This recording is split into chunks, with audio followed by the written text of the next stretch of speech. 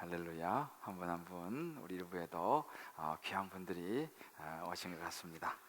요즘 그 리우 올림픽이 한창 진행 중에 있습니다. 저희 집에도 밤을 새서 응원하는 한 사람이 있습니다. 그 덕분에 우리 이 8강에도 올라가고 또 금메달도 따고 그래서 우리는 그 사명을 가지고 밤새 응원하는 그 형제를 축복합니다. 근데 이번에 그 올림픽에서는요 특별한 그 점이 있는데 정말 어려운 상황 속에서 다시 일어서는 그런 선수들, 그 투혼들을 우리가 이제 보고 있습니다. 지난주에 요즘 이제 또 밤늦게 이제 하니까 집에 갔는데 마침 그 진종호 선수가 그 이제 50m 권총 사격 이제 결승전 하는 걸 제가 보게 됐습니다. 근데 그 아주 룰이 이제 쏘고 한 명씩 떨어져 나가는 그런 이제 룰이에요. 꼴찌 떨어지고 그다음 또 떨어지고 두 발씩 쏘면서 떨어지는데 이 진종호 선수가 6.6을 딱 쏜 거예요. 10점 만점 6.6이라는 것은 뭐 기가 막힌 숫자죠. 그러니까 그냥 갑자기 3위 뭐 이렇게 2위 하다가 7위로 떨어진 거예요. 그러니까 이제 잘못하면 탈락이죠. 이제 탈락. 그래서 야 너무 놀래가지고 우리가 앉아서 응원하면 일어서 다 일어서 그래가지고 우리가 응원했는데 아무튼 근데 본인도 하는 그 실망한 눈빛 있잖아요. 정말 기가 막히잖아요. 야 이거 뭐 탈락하나. 그런데 하여튼 그 순간을 딛고 이제 계속 올라가서 금메달을 따는 것을 보았습니다. 야, 이 참 쉽지 않은 그런 그 순간이죠.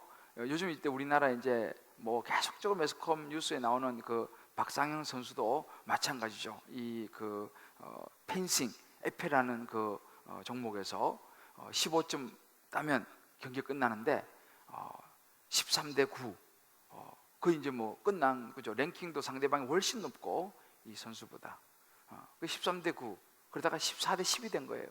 14대 10에서 상대는 한 점만 더 따면 끝나는 것이고 우리 선수는 5점을 따야지 이길 수 있는 그런 참 기가 막힌 상황인데 거기에서 우리 박상현 선수가 그 상대는 세계 랭킹 3인가 4위예요. 근데 아주 베테랑인데 거기 14대 10에서 5포인트를 연달아 따면서 금메달. 야 정말 감격적인 그런 순간들을 또 우리가 이제 보았습니다. 역시 말씀과 기도에 전무하시니까 올림픽에 별로 관심이 없어요. 정말 기가 막힌 그런 그리고 우리 또 한 분이 그 장혜진 선수 양궁에 금메달 땄죠. 3점을 썼어요. 3점. 기가 막힌 점수 아닙니까? 10점 만점 3점을 쐈어요.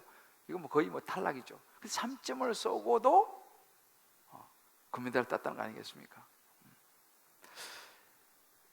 이 선수들을 보면서 야, 그 참 기가 막힌 순간 아니겠습니까? 근데 거기서 포기하지 않고 다시 마음을 추스리고 다잡고 일어서서 금메달을 따내는 그런 그 경기들을 우리가 보면서 요즘 계속 놀라고 있습니다. 오늘 우리가 보는 이 본문에도 정말 소망이 없는 이 경기로 치면은 그야말로 패색이 짙어서 3점이 아니라 그 0점 관역을 맞춘 듯한 한 선수 가브나움의 한 중풍병자가 등장합니다. 이 마태가 이 중풍병자에서 자세한 그런 그 설명을 마태복음에서는 생략합니다. 그런데 사실은 이 본문이 누가복음하고 또 마가복음, 마가와 누가도 기록했는데 그 두 사람은 자세히 기록을 했습니다. 그래서 오늘 이 마태복음 나와 있지 않지만 사실 이 중풍병자는 이제 스스로 움직일 수 없는 사람이었습니다. 그래서 이 중풍병자가 이제는 예수님을 만나서 나설 수 있다는 소망을 가졌어요. 왜냐하면 이미 중풍병자를 예수님께서 고쳐주신 사건이 마태복음 4장에 나옵니다. 그러니까 그 소문을 들었지 않겠습니까? 본인도 사모했을 것이고 친구들도 그 소문을 들었으니까, 또다시 예수님이 오셨으니까 이제 이 친구들이 그 중풍병자를 못 움직이니까 침상채 들고 가가지고, 예수님이 계신 사람들이 팍팍 있으니까 거기 들어갈 수가 없잖아요. 그러니까 포기하지 않고, 웬만하면 포기했을 텐데 포기하지 않고 지붕으로 올라가가지고, 이스라엘 집은요 이렇게 우리처럼 이런 지붕이 아니고 이렇게 네모나 이런 스타일입니다. 그래서 그 지붕, 그리고 이스라엘은 그 집이 거의 2층으로 되어 있기 때문에 그 이렇게 계단 같은 게 항상 뒤쪽에 이렇게 있습니다. 아마 포기하지 않고 거기로 이제 올라간 것 같아요. 올라가서 지붕을 뚫고 달아 내리는 그런 이제 지금 상황입니다. 이 중풍병자는 말하자면 재기가 불가능한 사람이죠. 그 인생이 이제 별 소망이 없이 끝이 났다고 볼 수 있는 그런 사람. 그런데 그런 어려운 상황에서 이 중풍병자가 일어나는 사건이 펼쳐지는 것입니다. 어떻게 이 일이 가능했느냐라는 사실이죠. 저는 오늘 이 말씀을 묵상하면서 무엇보다 저와 여러분의 인생에 대해서 한번 이 말씀을 적용해 보기를 원합니다. 아마 저와 여러분 중에서도 이런저런 인생에 살아가다가 부닥치는 이런 일로 정말 포기하고 싶고, 야 이젠 끝났다, 3점 쏘고, 야 6점 쏘고, 야 그런 상황에 우리가 있다 할지라도, 때로는 주변 사람들조차도 이제는 다 실망해서 더 이상 우리에게 기대하지 않는 그런 혹시 분위기가 있다 할지라도 포기하지 않고, 오늘 예수님께서 이 중풍병자를 일으키듯이 저와 여러분의 삶에 찾아오셔서 충분히 일으킬 수 있음을 믿음으로 받아들이는 시간 되시기를 주의 이름으로 축복합니다. 여러분의 가정도, 직장도, 사업도, 자녀도, 이런저런 가정의 문제들도 다시 예수님께서 일으킬 수 있음을 믿게 되시기를 주의 이름으로 축복합니다. 어떻게 가능하냐 이 말이죠. 오늘 예수님은 이 중풍병자의 사건을 통해서 다시 일어날 수 있는 중요한 두 가지 교훈을 주시는데, 그 첫 번째, 우리가 다시 일어서기 위해서는 용서받음을 확신하는 용기가 필요하다라는 것을 우리에게 보여주고 있습니다. 오늘 이 중풍병자를 예수님께서 이제 고치시고, 이 중풍병자 고침을 받는 과정에서 좀 한 가지 특이한 점이 있어요. 뭐냐면, 예수님께서 이 중풍병자를 보고서 중풍병아 고침을 받을지어다 라고 말씀하시든지, 아니면 중풍병아 떠나가라 라고 이렇게 말씀하시든지, 이렇게 해서 고쳐주시면은 그렇구나 하고 우리가 이제 이해를 할 수 있는데, 오늘 이 본문에는 느닷없이 예수님께서 2절에 뭐라고 말씀하시면 이렇게 말씀하십니다. 작은 자야 안심하라, 내 죄사함을 받았느니라, 이렇게 얘기를 하는 거예요. 죄사함에 대해서 말씀하고 계시는 것입니다. Your sins are forgiven. 너의 죄가 사함받았다. 여러분 생각해 보십시오. 중풍병하고 죄사함 받는 거하고 무슨 관계가 있습니까? 그렇잖아요. 병을 낫게 해주셔야지. 병에 대해서는 말도 안 하시고 죄사함을 받았다. Your sins are forgiven. 너의 죄가 사함받았다 라고 말씀하시는 이유가 뭡니까? 왜 이거 상관도 없어 보이는 것을 연결시키고 있겠습니까? 이 부분이 조금 사실은 조금 어려운 부분인데요, 바로 이 부분을 마태가 이야기하고 싶은 거예요. 그래서 마태는 누가나 이 마가와 달리 지붕을 뜯어가지고 달아내리는 이런 장면을 여기서 생략했어요. 바로 이 중풍병을 향해서 죄사함을 연결시키는 이 부분을 마태가 지금 이야기하고 있는 이유가 사실 여기 있습니다. 오늘 이 본문에서 예수님께서는 이렇게 죄 사함을 선포하는 것입니다. 너희 죄가 사함 받았다. 여러분, 이것은 그것을 들은 이 서기관들, 이 바리새인들이죠, 이 유대인 지도자들은요, 이 영어로 blasphemy라 그러죠. 야, 저 신성모독이다 라고 노발대발했습니다. 아니, 죄를 사하는 것은 그건 하나님만이 할 수 있는 것인데 어찌 저런 예수라는 사람이 자기가 죄를 사한다고 말할 수 있느냐. 그들은 노발대발한 것입니다. 저런 신성모독, 불경죄, 유대인들은 불경죄는 굉장한 것입니다. 왜 그랬을까요? 그들은 예수님을 몰랐기 때문입니다. 그들의 성경 지식과 그들의 상식으로는요, 그 나사렛 출신의 촌놈이 하나님의 아들 메시아라는 것에 대해서 그들은 이해할 수도 없었고 인정할 수 없었고 받아들이지도 않았습니다. 이런 그들의 마음을 예수님이 4절을 보면요, 아셨어요.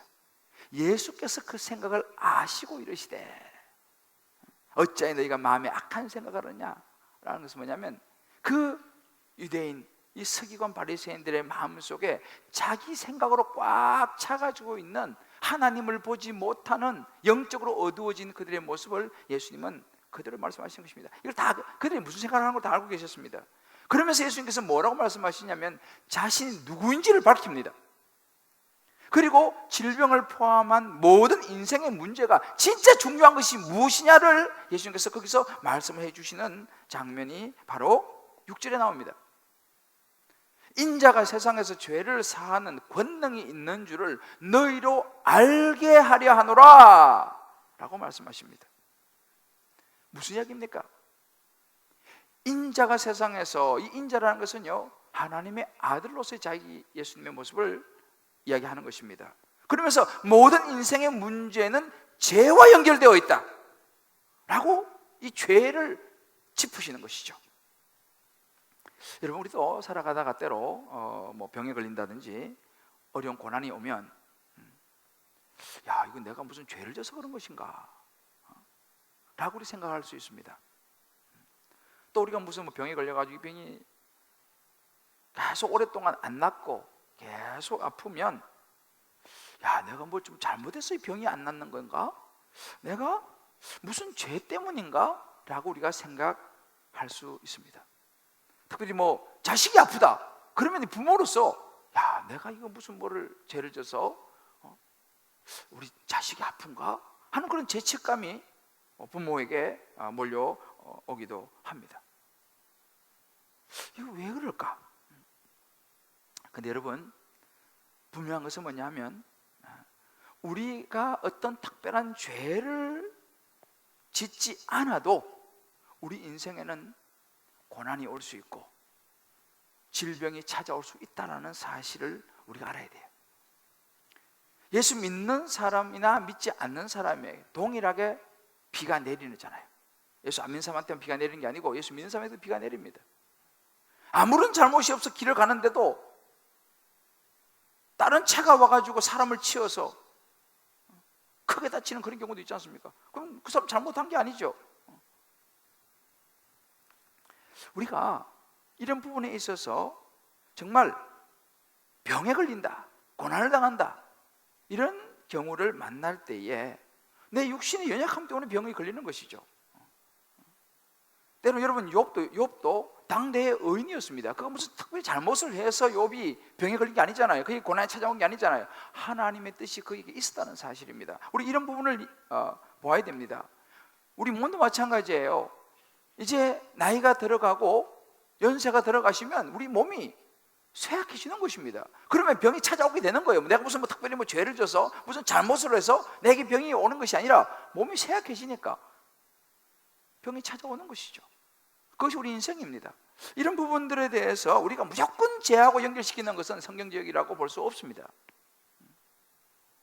그러나 우리가 한 가지 알아야 되는 중요한 원리가 있습니다.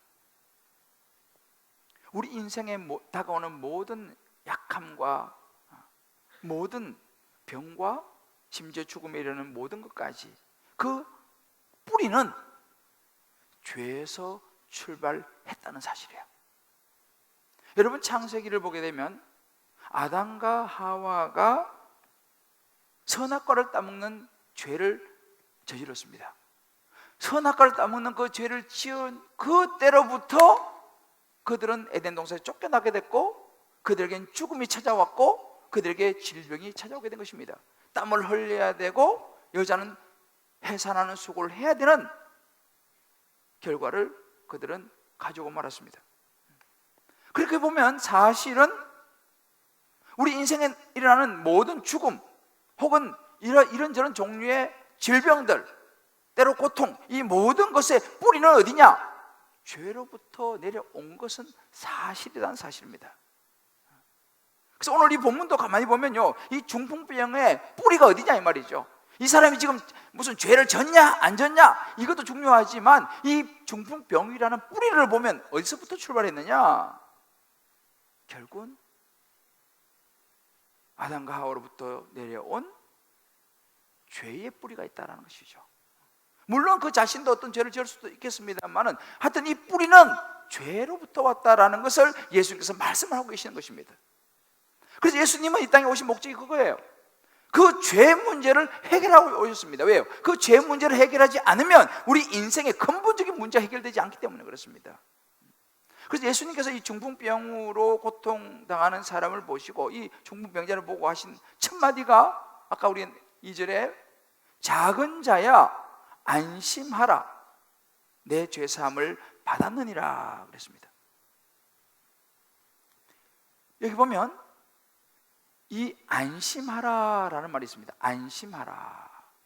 이 안심하라라는 이 말은 이 원래 원어는 다르세이라고 하는 동사인데요, 이것은 용기를 가져라라는 원어의 의미를 가지고 있습니다. 이게 영어로는 be encouraged예요. 그래서 예수님께서 말씀하시는 이 의미는 뭐냐? 이 작은 자라고 하는 것은 자녀에게 혹은 아주 가까운 사람에게 하는 그런 말인데요, 영어로는 my child입니다. 나의 자녀야, 용기를 가져라, 너의 죄가 사함을 받았다 라고 예수님께서 말씀하시는 거예요. Be encouraged, 다른 데는 take courage, 이렇게 용기를 가져라 라고 말씀하시는 것입니다. 예수님이 아셨어요. 뭘 아셨느냐? 인생의 근본적인 문제, 물론 중풍병도 마찬가지로 그 모든 인생의 문제와 병은 죄의 문제를 해결하지 않고는요 근본적으로 해결되지 않는다는 사실. 물론 병이 나을 수 있습니다. 그러나 중풍병이 낫는 것은 일시적으로 낫는 것이고, 그러나 또 살다 보면 또 다른 병이 걸릴 수 있다는 것이죠. 이것은 이 병이 낫는 이 현상은요 영원하지 않다는 것입니다. 일시적이라는 사실이죠. 그러면 무엇이 진정한 인생의 치유냐, 고침받는 것이냐? 죄를 해결받는 것. 우리 인생의 죄의 문제를 해결하는 것이 인생의 근본 뿌리를 해결하는 것이고, 영원한 생명을 얻을 수 있는 길이라는 것을 예수님께서 지금 여기서 말씀하고 계신다는 사실이에요. 할렐루야. 여러분, 이 죄의 문제를 해결하게 되면 뭐가 따라오냐면요 영원한 생명이 따라오는 것입니다. 이 모든 사람이 죄를 본 말씀에 하나님의 영광이 이르지 못한다고 그랬습니다. 그러니까 이 죄의 문제를 해결하지 못하면 병은 낫을 수 있죠. 중풍병은 낫을 수 있지만 이 사람은 쉽게 말하면 지옥 가는 것이죠. 왜요? 죄의 문제를 해결하지 못했기 때문에. 그러나 이 죄의 문제를 해결하게 되면 근본적인 인생의 문제, 영원한 생명의 문제가 해결되는 것입니다. 예수님께서 이걸 아셨어요.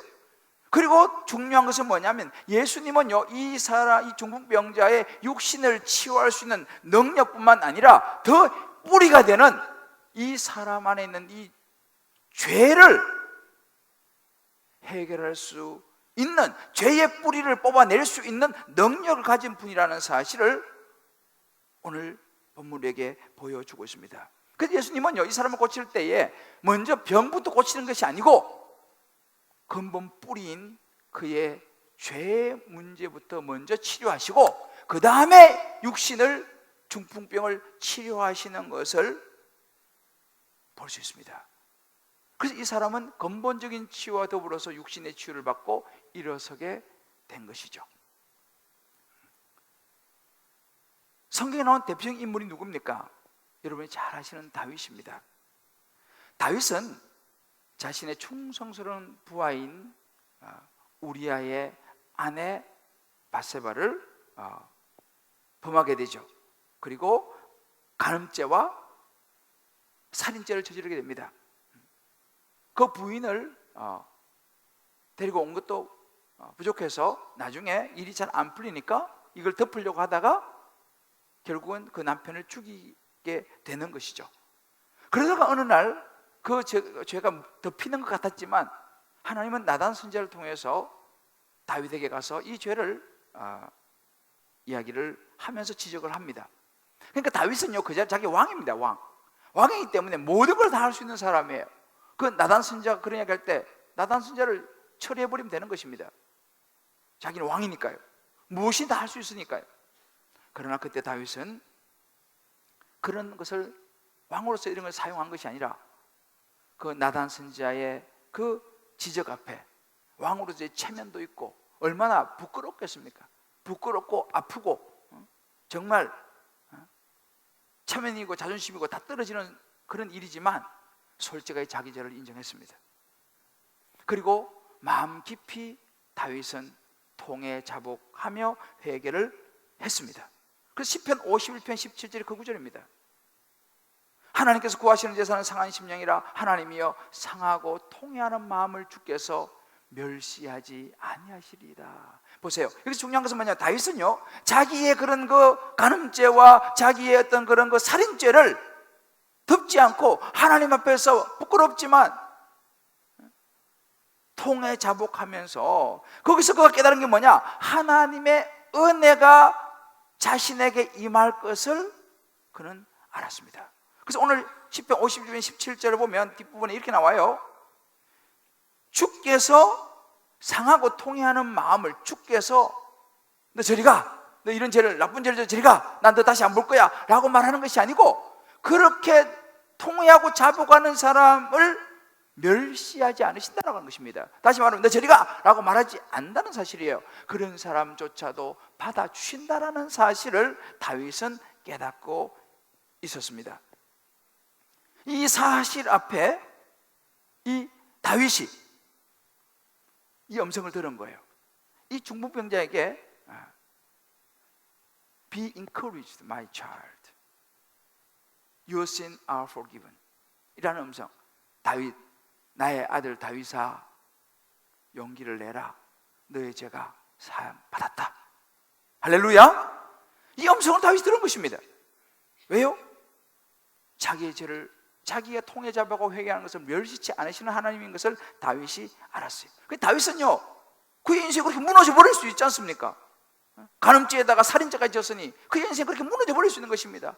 자기를 죄책하면서 내가 이래 나쁜 놈이야, 내가 하나님의 죄를 졌어 하면서 그냥 그렇게 그냥 비참하게 그냥 가가지고 맨날 그냥 술이나 마시고 괴로워가지고 그냥 이러다가 그렇게 인생이 그냥 그렇게 무너져 버릴 수 있었습니다. 다윗은. 그러나 다윗은 그런 상황 속에 있었음에도 불구하고 그렇게 주저앉지 않았어요.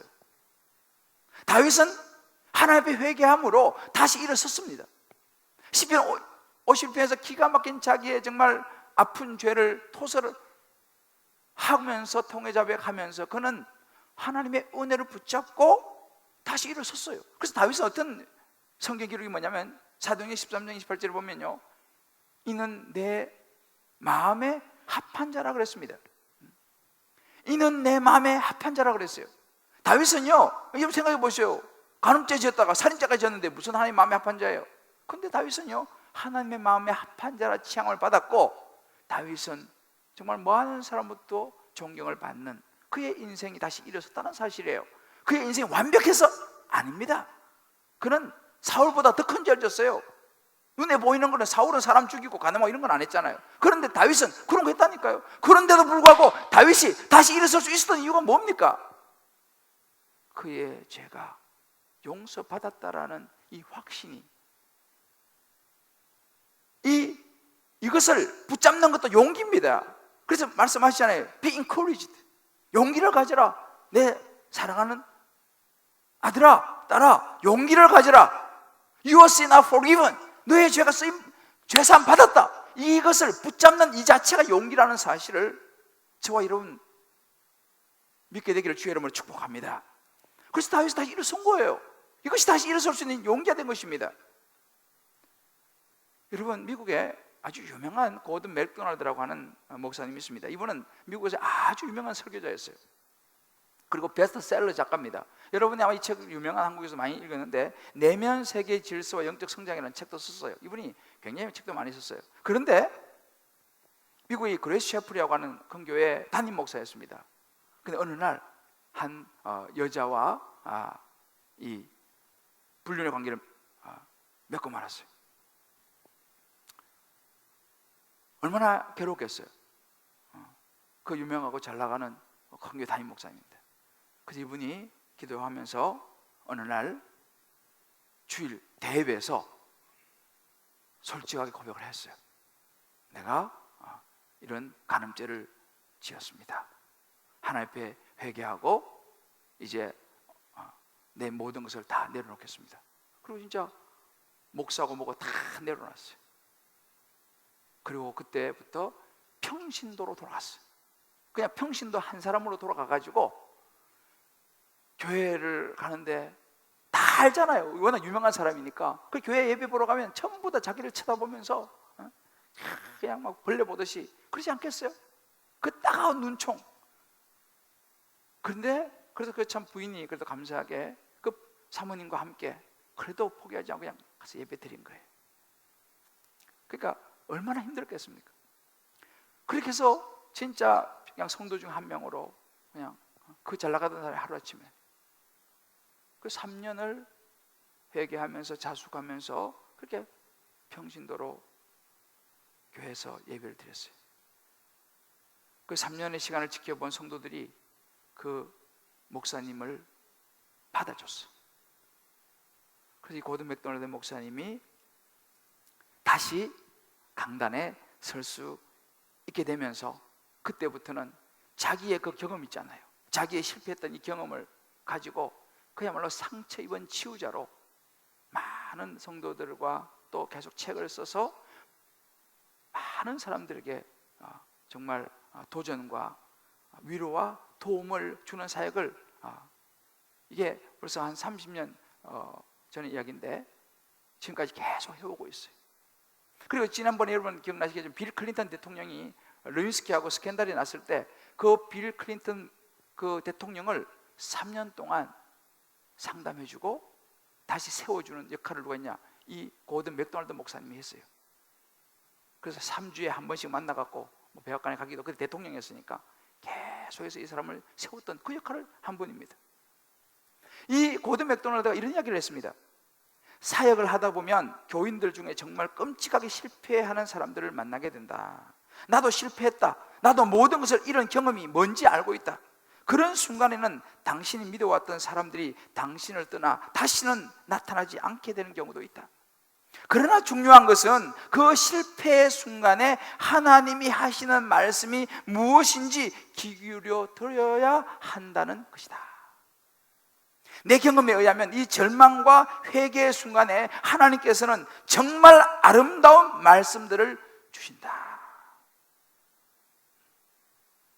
고백했습니다. 이분은 자기가 해봤기 때문에 이런 이야기를 할 수 있었어요. 무엇입니까? 다시 일어설 수 있었던 이유가 뭐냐? 죄를 안 지어서가 아니라 그 죄를 용서해 주시는 예수님의 십자가의 용서 받음을 내가 붙잡고 확신하고 다시 용기를 내어서 일어나는 것이라는 사실. 그 잠언 28장 13절에 그런 말씀이 있습니다. 자기의 죄를 숨기는 자는 형통하지 못하나 죄를 자복하고 버리는 자는 불쌍히 여김을 받으리라. 할렐루야. 우리 각자 삶에 한번 적용해 봅시다. 우리도 살아가다 보면 치명적인 실수를 할 수 있습니다. 죄 앞에서 우리 무너질 수 있습니다. 죄책감이 우리를 사로잡죠. 여러분, 혹시 여러분의 삶 가운데, 저와 여러분의 삶 가운데 정말 나만이 아는 어떤 죄의 부분이 있습니까? 그것이 늘 우리의 발목을 잡아가지고 자꾸만 의기소침하게 만들고 자꾸만 우리 자신을 주저앉게 만드는 그런 어떤 죄에 대한 죄책감이 있습니까? 그렇다면 오늘 이 중국 병자를 찾아가신 예수님, 다윗을 찾아가신 예수님, 그리고 말씀하시기를 나의 아들아, 나의 딸아, 용기를 내라. 너의 죄가 사함 받았느니라. 할렐루야! 이 음성을 듣게 되시기를 주의 이름으로 축복합니다. 그렇게 해서 우리가 회개하면 되는 것입니다. 하나님 앞에 통에 잡아가면서 회개하면 되는 것입니다. 만약에 가능하시다면 공동체에서 회개할 수 있으면 회개하는 것도 좋습니다. 그러나 중요한 것은 뭐냐? 그렇게 하나님 앞에서 회개하고 난 다음에는요, 그것을 내 것을 받아들여야 되는 것입니다.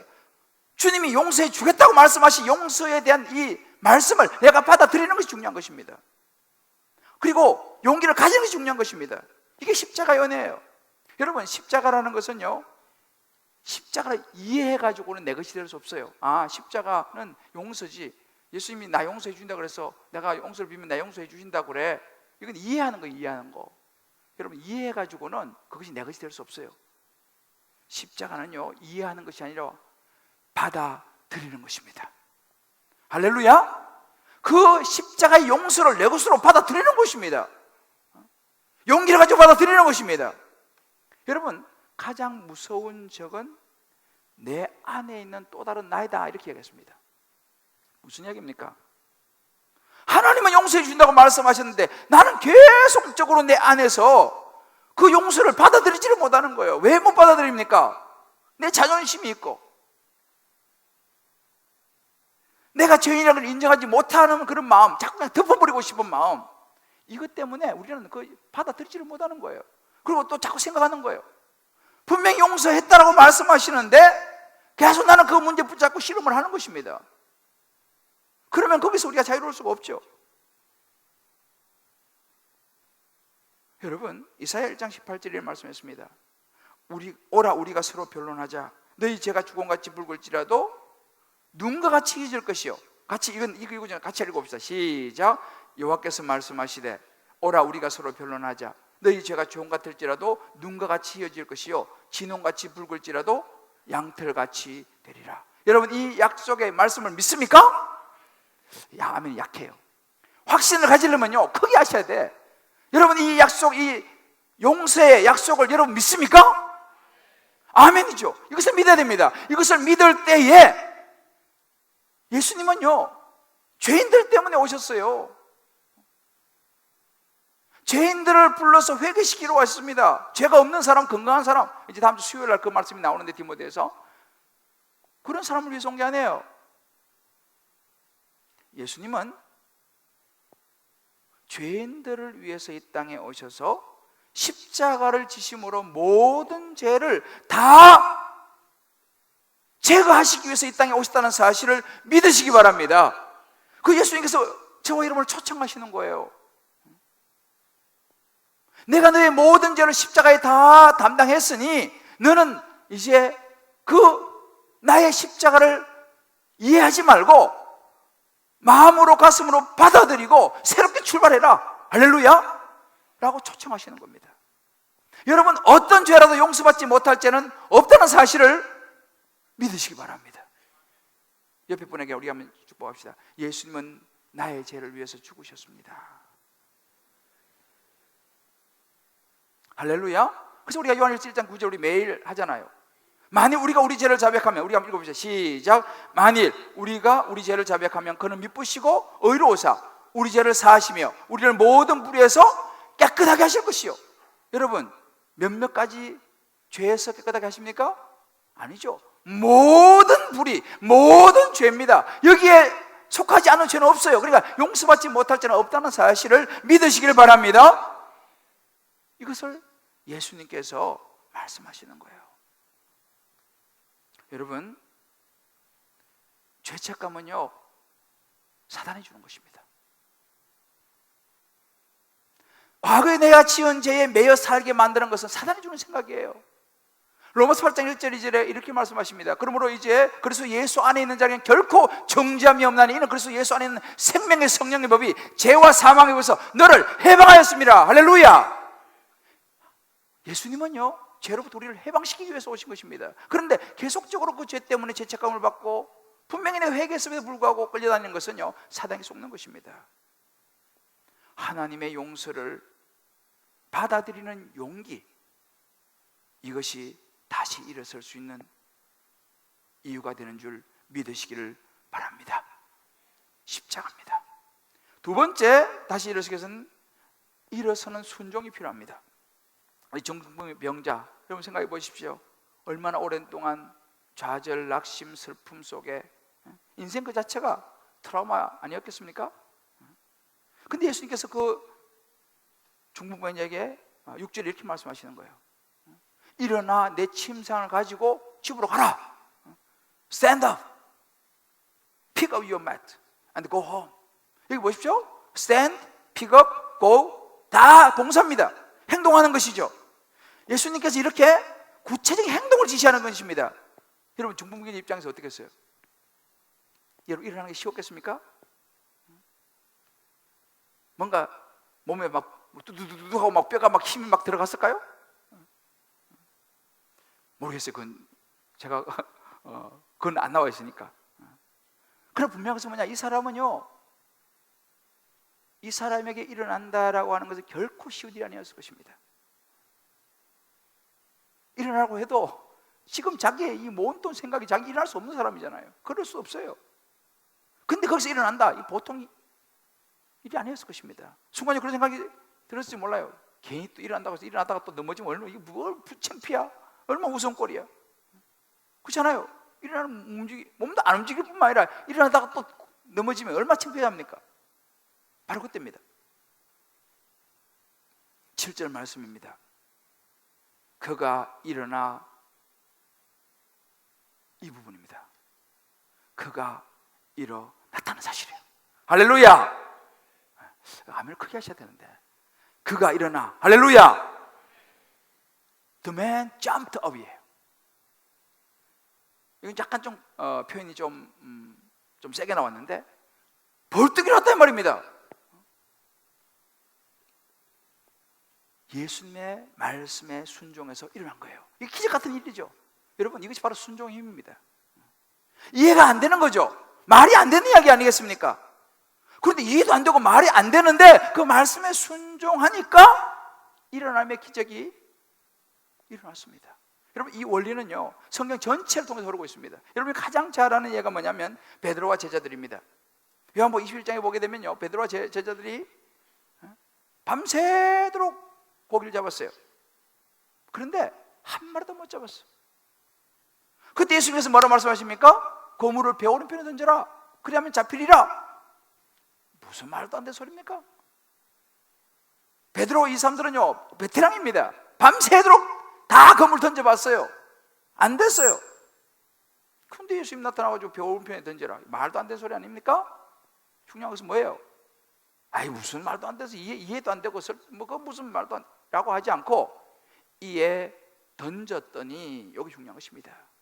이해 안 되고 말도 안 되는 소리 같지만 순종한 것이죠. 이에 던졌더니, 여기 중요한 거예요. 절 따라해보세요. 이에 던졌더니, 이에 일어나. 여기 중요합니다. 이거 순종이에요.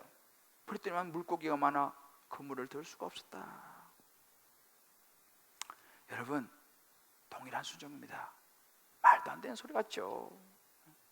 그러나 예수님 말씀에 순종하니까 중풍병자나 이 베드로와 제자들이나 동일한 기적을 경험했다는 사실을 믿으시기 바랍니다. 일어나는 건 순종이에요. 아유, 나는 안 돼요. 아유, 나는 끝났어요.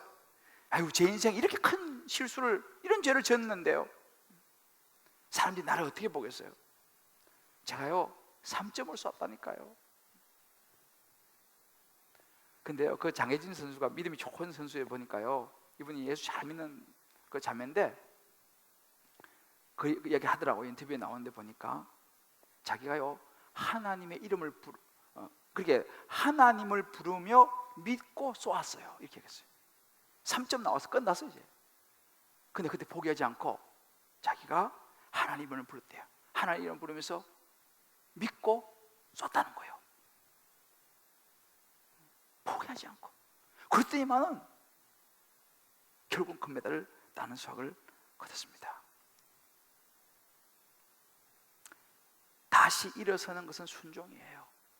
그 장혜진 선수가 자기 그 노트에다가 계속 보고 또 시합할 때 보는 게 뭐냐면 내게 능력 주신 자 안에서 내가 모든 것을 할 수 있느니라. 할렐루야. 바로 이 구절입니다. 우리 한 집사님이 이번에 이제 순장 다음 주 파송되는데 디모데전서 말씀을 가지고 이렇게 묵상했어요. 순장이 된다는 것은 누구를 가르치는 것이 아니라 내가 훈련받는 것이라는 담임 목사님의 말씀에 힘입어 사역훈련 다음 단계인 순장 훈련에 순종하겠다고 결단하고서 매일 여러 가지 생각들로 고민하고 두려워하고 있는데, 요즘 묵상하고 있는 바울이 디모데에게 전하는 큐티 말씀들이 하나님께서 내게 주시는 사랑의 말씀으로 들려서 감사하고 귀하다. 오늘 말씀인 디모데전서 4장 6절에 8절에서는 말씀과 기도로 형제를 깨우치면 그리스도 예수의 좋은 일꾼이 되어 믿음의 말씀과 좋은 교훈으로 내가 양육될 것이라고 하신다. 쭉 보세요. 자신이 없어요. 내가 순장될 수가. 근데 믿음으로 순종을 딱 결단하고 나서 말씀을 보니까요, 말씀이 들리는 거예요. 말씀이 들어오는 거예요. 너무 은혜가 되는 거예요. 감사하다고 고백하는 것입니다. 여러분이 보세요. 이게 바로 순종의 능력입니다. 순종하면요 하나님이 역사하시는 줄 믿으시기 바랍니다. 우리에게 필요한 이런 것 부분입니다. 이번에 그 리오 올림픽에서 남자 펜싱 에페 금메달 박상영 유명한 사람이죠. 이 사람이 쓴 노트가 인터넷에 나왔어요. 이렇게 써 있어요. 오늘 이렇게 사정없이 진 게 약이 되었으면 좋겠다. 그리고 간절한 바람으로 기도하자. 나는 할 수 있다. 나는 해냈다. 아마 이전에 실패했던 것 같아요. 그래서 이전에 시험에 나가지고 완전히 형편없이 지고 실패했는 날 이걸 써놓은 거죠. 이게 약이 됐으면 좋겠다. 그리고 간절한 바람으로 기도하자. 나는 할 수 있다. 라고 다시 또 시작했다라는 그 노트입니다. 근데 그 엄마가 인터뷰를 했는데 무슨 이런 얘기 했습니다. 이 최명선 씨인데 엄마가 펜싱 입문 당시 아버지의 사업 실패로 비싼 장비를 제대로 사주지 못하고 기도 외엔 도움을 주지 못해 늘 미안했다 이렇게 했어요.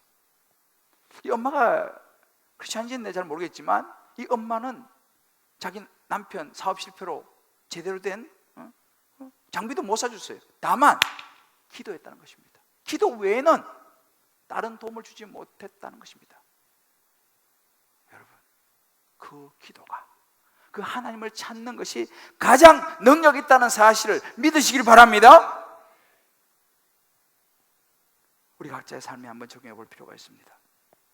저와 여러분 삶도 혹시 어떤 불가능해 보이는 그런 관문이 있습니까? 우리 생각을 접고 말씀에 의지해서 일어나는 순종을 보이시는 저와 여러분 되시기를 주님의 이름으로 축복합니다. 내 생각을 접어야 되는 거예요. 내 시선을 나에게 주변 사람들이 아니라 하나님의 시선으로. 우리 장희진 선수가 하나님 부르면 믿고 쏘자 이랬다는 거예요. 지금 3점 나왔는데, 그렇지만 내가 하나님 믿고 하나님 부르며 믿고 쏘자, 그래야 쏴가지고 된 거 아니겠습니까? 순종이 영광이 되는 줄 믿으시길 바랍니다. 순종하지 않으면요 역사는 일어나지 않습니다. 여기 우리 이제 지금 이제 고3 지금 100일도 안 남았어요. 할 수 있습니다. 포기하지 않길 바랍니다. 아직도 점수가 안 나오는데. 여기에 남편 때문에 너무 힘든 부인들 있죠? 부인 때문에 너무 힘든 남편들 있죠? 오늘 이 말씀 붙잡고 일어서시기를 주의 이름으로 축복합니다. 할렐루야. 저를 한번 따라해 봅시다. 하나님 부르며 믿고 쏘자. 우리는 양궁 선수는 아니지만 다시 크게 한번 해보세요. 하나님 믿고 하나님 부르며 믿고 쏘자. 하나님 부르며 믿고 일어서자. 하나님 부르며 믿고 다시 시작해보자. 할렐루야. 제가 우리 한 집사님의 묵상 잠깐 하나 읽어드리고 여러분 말씀을 마무리할게요. 이분은요 디모데전서 4장 11절 16절 말씀을 묵상했는데 제목이 뭐냐? 사역훈련은 나의 구원이었다. 제목이 아주 그냥 멋있죠. 인간적인 많은 생각으로 사역훈련을 받을 수 없을 것이라며 포기했으면서도 한편으로는 이런 기회가 다시는 내게 오지 않을 텐데 하는 이중적인 생각으로 힘들어하고 있을 때 순장님이 잡아준 손은 너무나 고마웠다. 집사님, 하나님께 모든 염려를 맡기고 시작해보세요. 일단 시작하면 됩니다. 친정 어머님 건강이 좋지 않아서 지방을 자주 내려가야 했었지만 내민 손을 꼭 붙잡고 꼴찌로 사역반에 들어가게 되었다. 처음 시작하는 큐티인 하나님의 말씀에 나를 대입해야 하는 어려움, 그러나 시작은 나를 살리고 그동안의 나의 믿음 생활이 경건의 모양만 흉내내고 있었다는 회개와 고백으로 이어져 갔다. 삶의 연륜이 아닌 하나님의 말씀으로 다시 태어나 새로운 인격이 형성되고 하나님의 자녀가 되어가는 변화를 느끼게 되었다. 너는 이것들을 명하고 가르치라. 11절, 목사님은 양육자와 훈련생이라는 과정을 거치게 하시면서 한 번 더 나 자신을 돌아보게 하시고 한 사람을 주님 앞에 세우기가 얼마나 어려운지를 알게 하셨다. 처음엔 나의 연약함과 지식 부족에 불안하고 염려스러웠지만 더욱더 말씀을 묵상하며 기도하게 하셔서 훈련생의 마음문을 열게 하시고 훈련생이 받은 은혜에 기뻐하는 모습을 볼 수 있게 되었고 더불어 사역기간 동안 친정 어머님을 하나님의 자녀로 삼으신 영적 기도까지 하게 하시는 생활 속의 기적까지 체험하게 되었다. 이제는 주님께서 명하신 사명감을 가지고 내 자신의 삶을 주님의 청지기로서의 삶이 되게 하시고 보고 듣고 배운 대로 더욱 전심전력하여 믿지 않는 자들에게 구원을 선포하게 하시고 긍정의 마음으로 믿음이 더욱 성숙해지기를 소망합니다.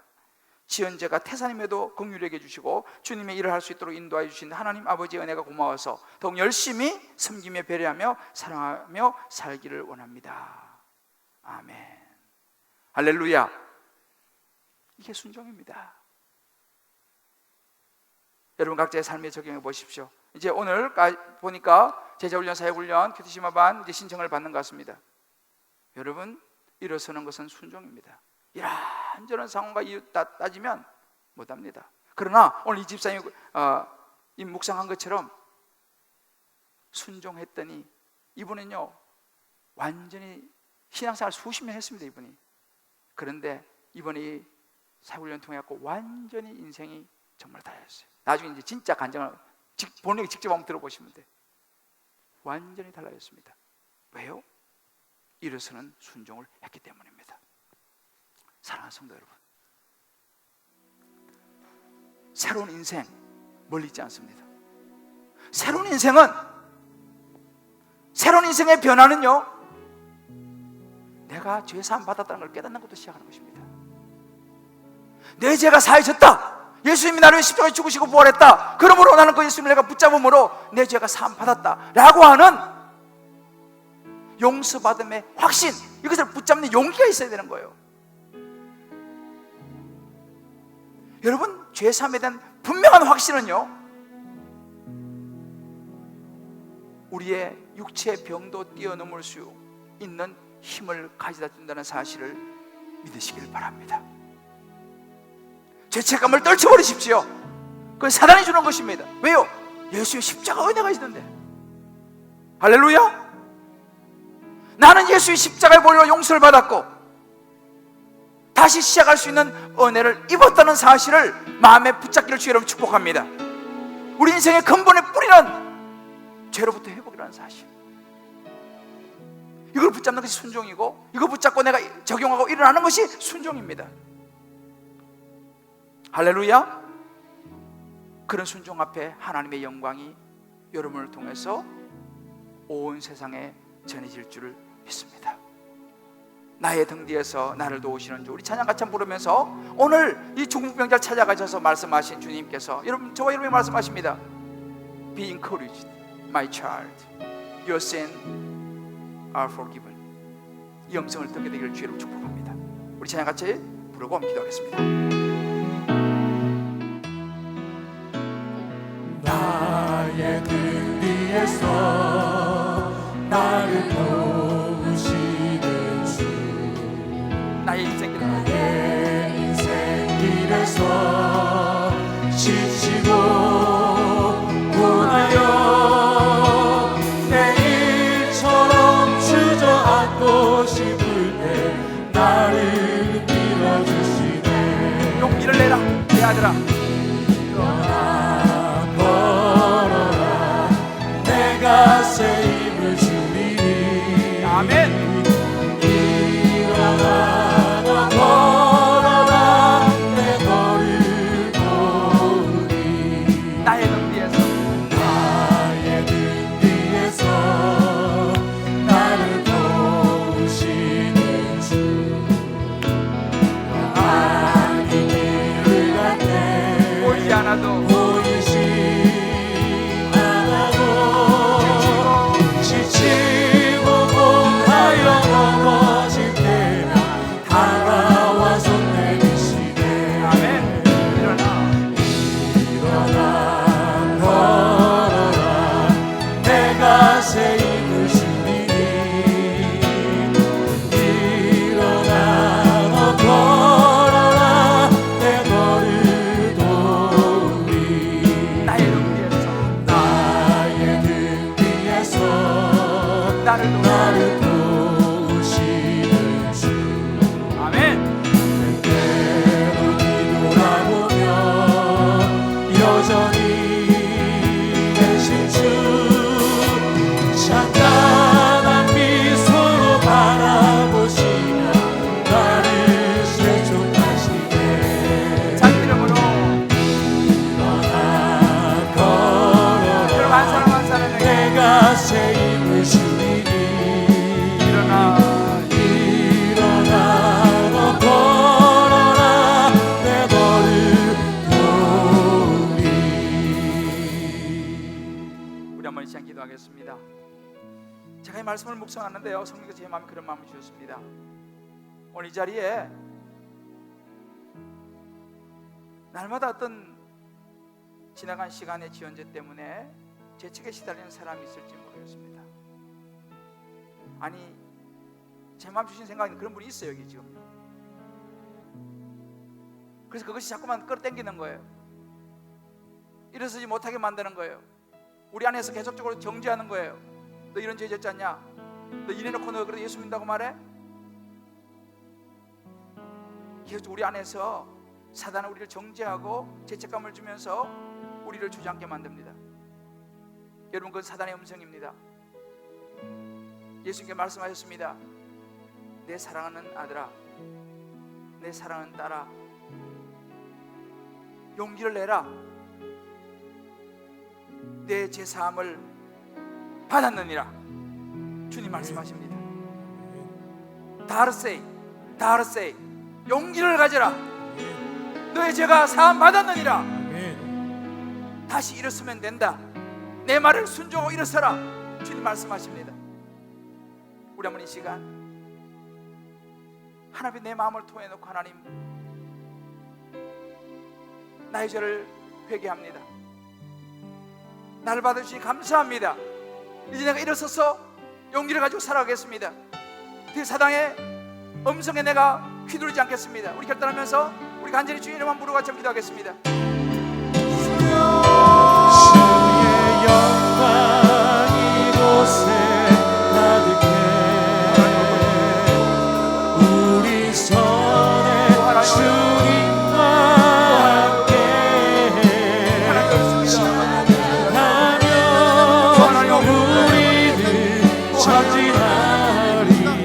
하며 우리는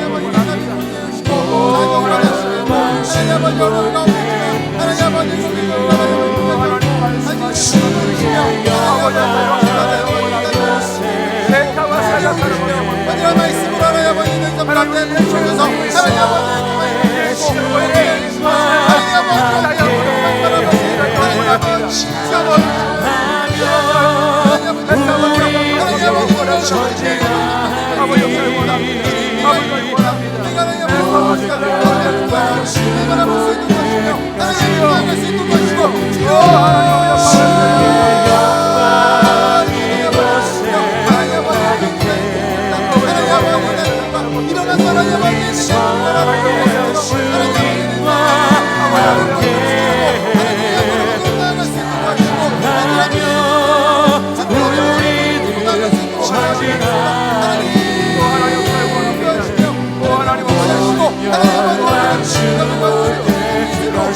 하나님 아버지 감사합니다. 우리가 죄가 없어서가 아닙니다. 돌아보면 얼마나 추하고 부끄러운 죄인인지 모르겠습니다.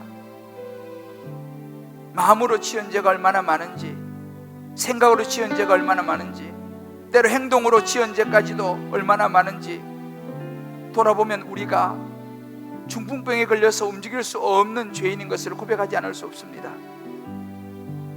그러나 하나님 아버지, 예수님을 이 땅에 보내주시고 중풍병과 같은 우리의 인생의 트라우마와 우리의 이런 죄의 모습을